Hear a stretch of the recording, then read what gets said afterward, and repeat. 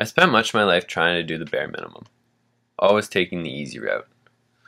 Whether it was in school, work, or even socially, I never liked putting myself out there.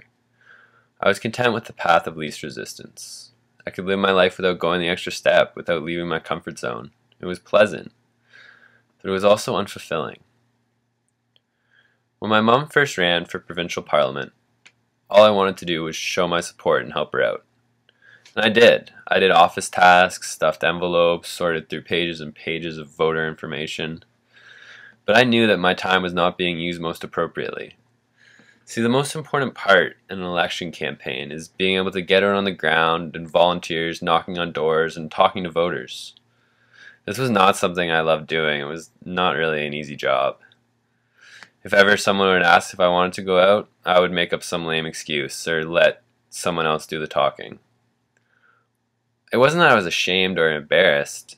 The truth was I just didn't really feel like putting myself out there and having to disturb strangers during their busy lives. When my mom first won that election, it was one of the proudest moments of my life, seeing her up there deliver her victory speech. But I also felt a bit empty. See, at the victory party, all the loyal campaign volunteers looked so proud, so fulfilled. Their efforts and hard work had paid off. But me, I couldn't help feel like I could have done more. Less than a year later, there was another election, and I knew my mom was in for another tough fight. But this time around, I knew exactly what I was going to do. I told my mom to schedule me in every night after my work to go out and knock on doors. This was definitely not the easy way to go, but I really wanted to do it, both for her and more for myself. The first few days, I was a nervous wreck. I would go up there, timidly knock on the door, and hope and pray no one would be home. If someone did answer, it wasn't pretty. I wasn't confident enough, and I would just go up there and try and end the conversation as soon as possible. I was really getting discouraged and regretting my decision to commit to this. On the first Friday of the campaign, I was having a really rough night. It wasn't a neighborhood that was very supportive, and most of my conversations were short and not going anywhere. I really wanted to give up and go out and have a drink with my friends, but I kept going. Knocked on another door. An older man answered. "Hi, I'm John. I'm here on behalf of the NDP. I'd like to talk to you about the upcoming election." "NDP? Get out of here, you fucking commie!" Door slammed in my face. I don't think I've ever encountered someone so rude, so disrespectful. That really could have been the final straw for me. I could have given up right there. I'd never committed to going out and just getting disrespected.